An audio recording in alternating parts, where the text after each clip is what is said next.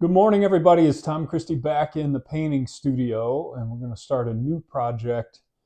This is going to be a 2/3 size Drake Wigeon, and I'm actually carving this to give it to the Pacific Flyway Decoy Association. They have their Sacramento show coming up July 11th and 12th, 2026, and they asked if I would participate in a fun raffle. They're building a rig of these 2/3 size or 9-inch long widgeon, drake or hen, could be either one, and that'll be used as some sort of a raffle fundraiser. So happy to participate in that.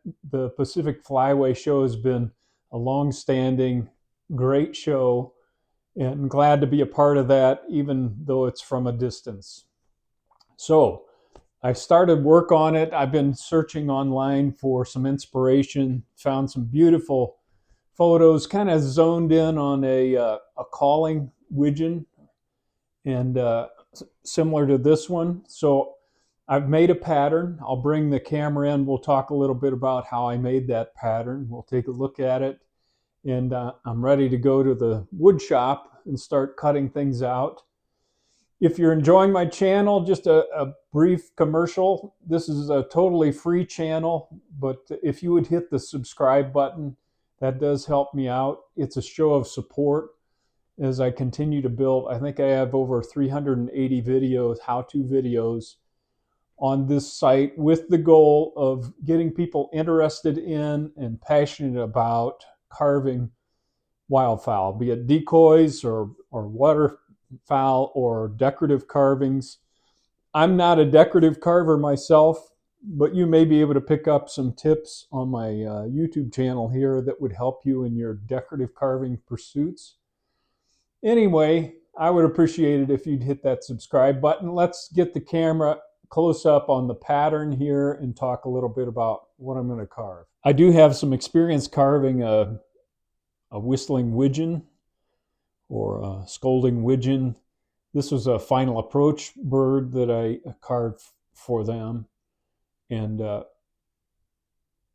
there's the carved bird with the inserted bill. And we'll do something similar on this widgeon for strength. There's the paint sample I provided to them, and then the finished decoy. And then on that particular project, I got to go out in the field and use those decoys and harvest some widgeon over them, and with Mario Friendly from Final Approach. And that was a great outing and a great way to complete the loop on carving those particular birds. Now let's go down and take a look at the pattern that I've put together. I can get my camera lined up here. This is the drawing I put together. Again, this is 2/3 size, and I really like this really high stretched open bill position.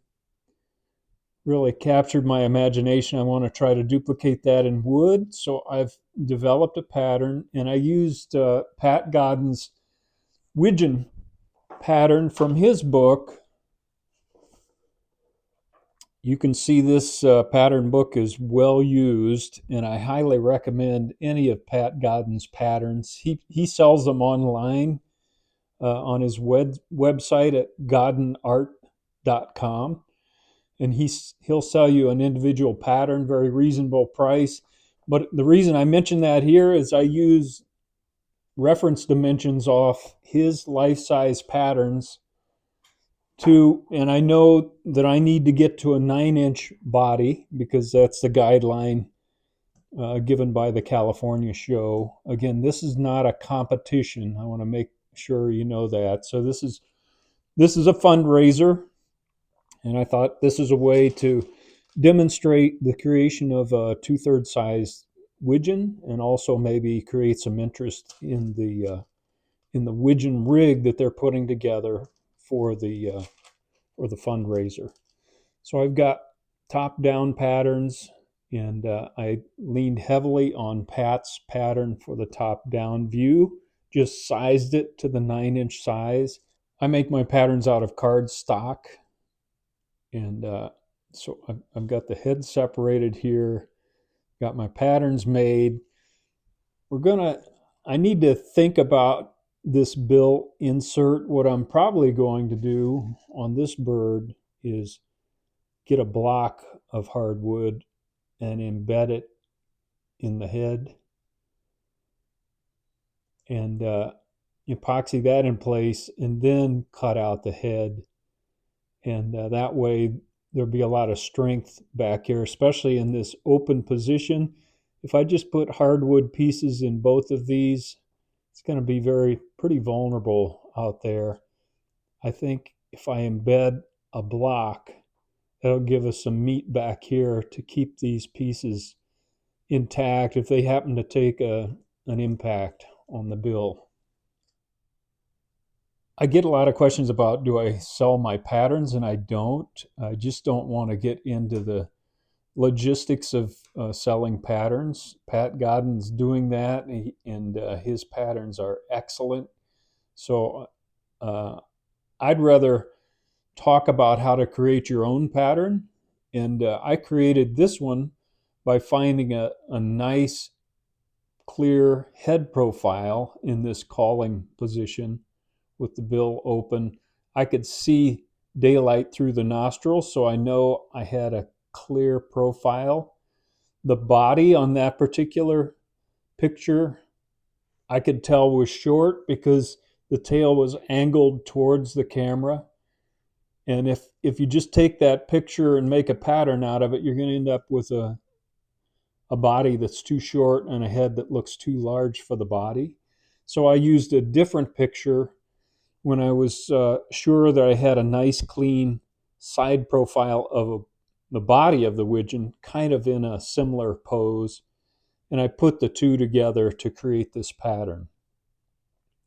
And I have made videos that are on my YouTube channel about pattern making specifically. If you need to review those, go into the search icon on the home page. There's an eyeglass icon, and you can plug in anything you're looking for in that search icon, hit return. It'll bring up all videos related to that specific term that you've input in the search icon. All right, let's go to the workshop. Okay, I've got a piece of Tupelo squared up and cut to the body size. I've got a piece of Tupelo cut to the thickness of the head according to my pattern. And this is where I was talking about inserting hardwood. I don't do this often, but in a situation like this, when that's going to be very fragile, I've got a piece of hardwood holly cut to size so it's the proper thickness, and I'm going to embed that right in the face here with enough meat back here to maintain strength around this open bill. I've got the grain running this way so that we maximize the strength. So I'm going to cut this out on the bandsaw, including that notch, and then use epoxy and set this in place, and then we can cut out the profile of the bill. Okay, I've got my two-part epoxy mixed up. I'll go ahead and put that on. We're going to have to deal with the separation between these two woods later. And there may be some filling to do, but we'll see.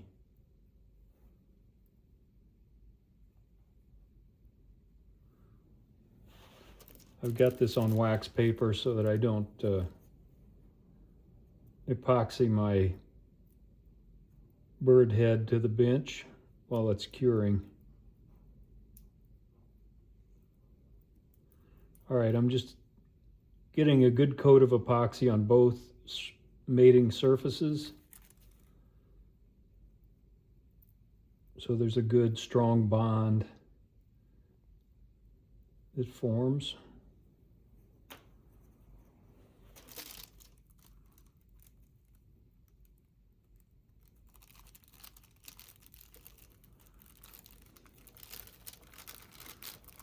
Now I'm going to clamp that together and hold it until that cures so that we get as tight a seam as possible right here between the holly and the tupelo. All right, I'll let that cure and then come back. Now that the epoxy is set, I can put my pattern back on. Trace around the open bill here, which I've already done. And I can cut that out. And then we can shape the head just like it's one piece of wood from that point on, other than this wood is a lot harder than this wood, so we'll have to deal with that in the carving. I'm going to let that epoxy set overnight. It's time to knock it off anyway, and I want to make sure that bond is as strong as possible before I cut this profile. While the head is curing, I can go ahead and lay out the body and get it cut out. So I'm tracing my pattern profile on the side.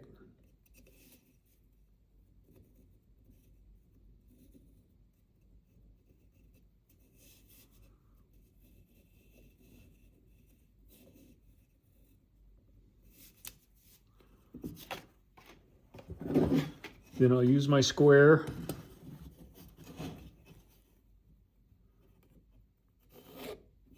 and transfer these front of the breast, tip of the tail lines up to the top of the block.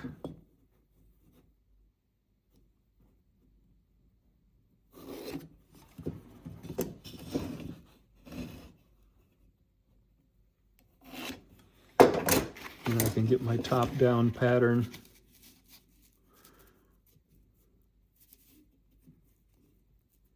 And I'll often run into slight mismatches like that. The tail is a little bit longer than my side pattern. No biggie, I'll just make that adjustment now. As long as it's not too much, and that's very slight.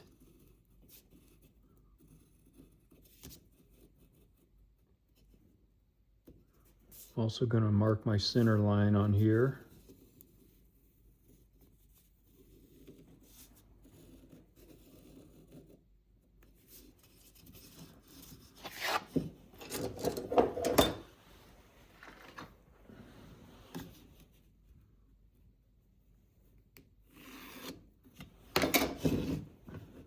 So I'll just round that or narrow it up a bit right there.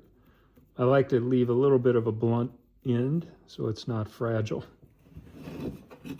All right, now we can get that cut out on the bandsaw. All right, I've got my blade depth set, and I'm going to start along the top here and cut out the side profile. I'm going to go at this very slowly. Currently using a 1/2 inch blade in my bandsaw. I normally use a 1/4 inch 6/2 per inch blade, but I did some other things with the 1/2 inch, so I can go ahead and use that for this project. I'm going along the entire top profile so that I can maintain the top-down pattern intact. And you'll see I tack that back on the bird when we go to cut out the top-down profile.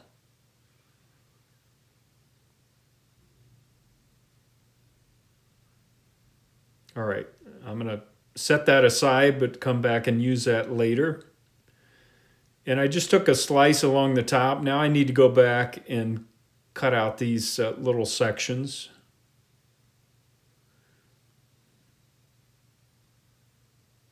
With a 1/4 inch bandsaw blade, I might have been able to make these curved cuts, but with the 1/2 inch, I'm just going to go back and peel those out separately like this.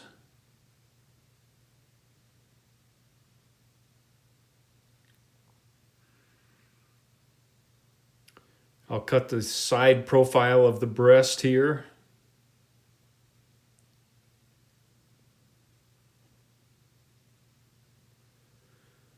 Anytime I show a bandsaw video, I just want to remind people, keep your fingers away from that blade for safety. Kind of goes without saying, but if they're inexperienced carvers that haven't used a bandsaw, I just want to make sure and mention that in the video. So there I cut down from the top down. Now I'm going back,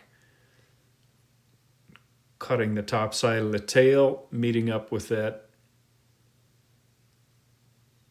And then we'll cut off this section under the tail.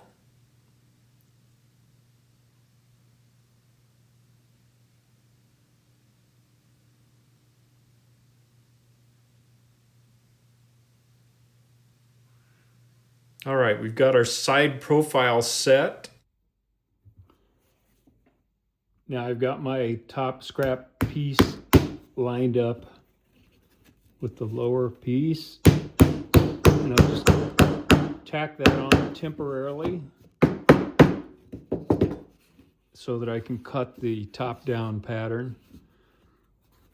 Others use different methods than nailing. If you're doing a decorative decoy, for instance, you don't want to put a nail hole in the body of your bird.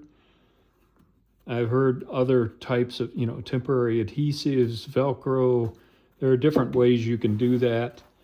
Since I'm making a smoothie decoy, it's very easy to fill that hole later. I put this hole in the neck, so it'll be covered anyway. So now we'll get that down view bandsawed out. Start at the front here, and I'm always cautious to make sure my pattern is perfectly aligned because I don't want to clip off the front of the breast there. And it looks like I'm in good shape here. Again, with the 1/2-inch blade, I've got to just go slowly around these curves, let the blade do its work.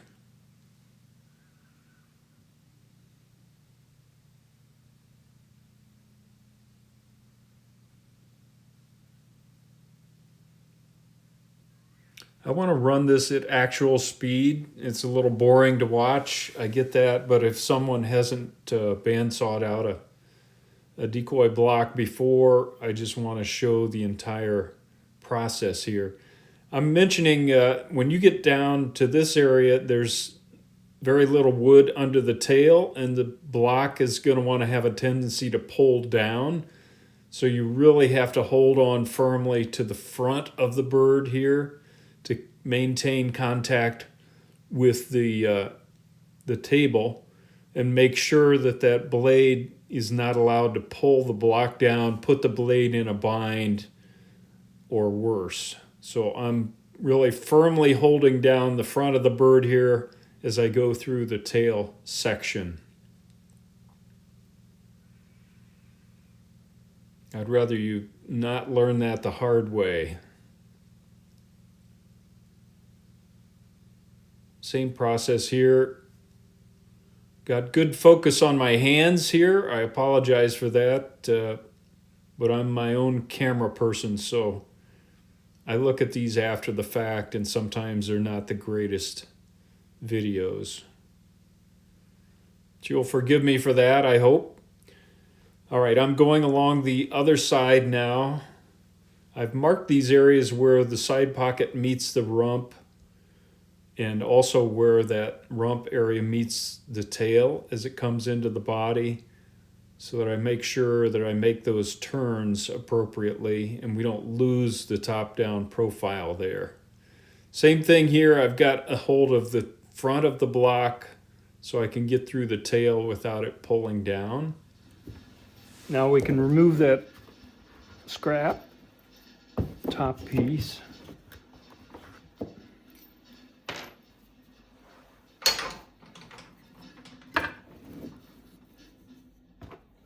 And now I want to do a little bit of shaping of the body with the bandsaw.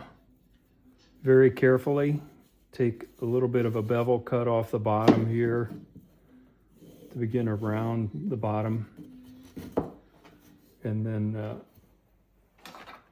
get my center line back on here, roughly. And I want to take off a little of this wood on a bevel cut. The primaries are going to be crossed here, so I don't want to take out too much wood. So I'm going to leave all the wood back here. I'm going to need all of that. I'll just come down about this far on both sides, just to remove a little bit of this wood so I don't have to grind it all off.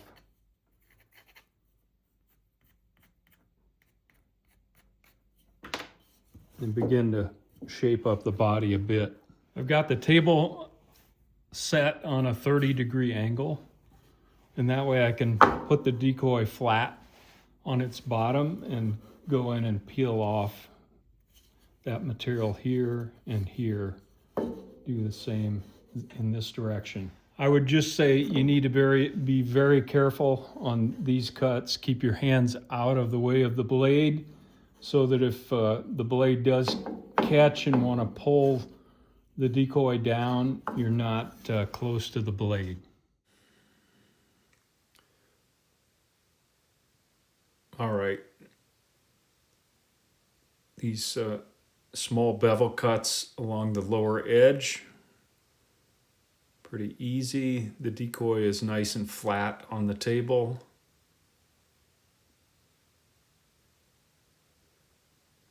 And again, this will just save a little bit of grinding time later to get some of this wood out of the way.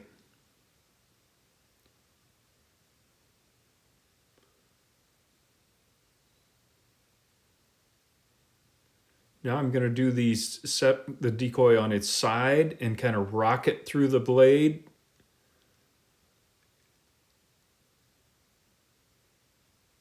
And go at this very slowly. You can see I'm keeping my hands away from the blade. Now this cut is a little bit freehand. I don't have quite the contact with the table, so I go extra slow on that little cut. That's about all I need to remove.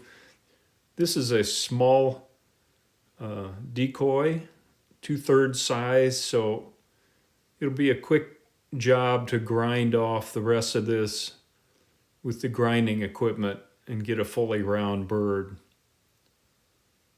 Okay, that should do it. Here's just a quick view of the bird. You can kind of see the shape it's in after the bandsawing. Okay, the epoxy is set, and now I want to cut the side profile of the bill through this holly, and I'm going to go extra slow. This holly is very hardwood, and that's why it's good for this purpose. So I'm just going to take my time and open this bill up.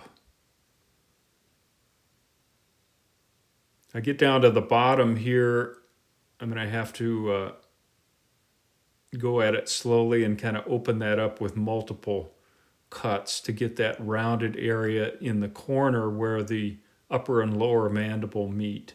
I do want to show a little bit of the bird's tongue here, so I'm being true to my pattern and carefully leaving material there so that I can carve the bird's tongue in that open calling position. I've got a little curvature there to make, and with the 1/2-inch blade again, I'm going to remove some material that will allow me to go ahead and make that turn. Get back here. Now I'm just going to take a few slices and gradually open this up and remove that section. Now, just a note, I'm going to stop the blade here because I've got a piece of scrap that has found its way into the blade slot. I don't want to be messing around trying to remove that while the blade is still moving. So just another safety note, I'm going to stop the blade, get that piece out of the way. Doesn't take much time, and go at it again here.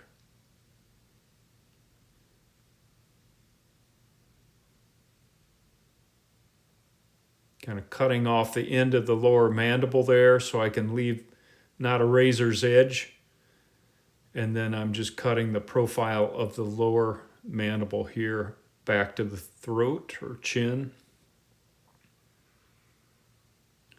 Now I'm going to go in this direction so that I can define the end of the upper mandible here and put a little bit of curvature on it. And then go back in the opposite direction as I go up and around the tip of the bill there and follow the upper mandible profile.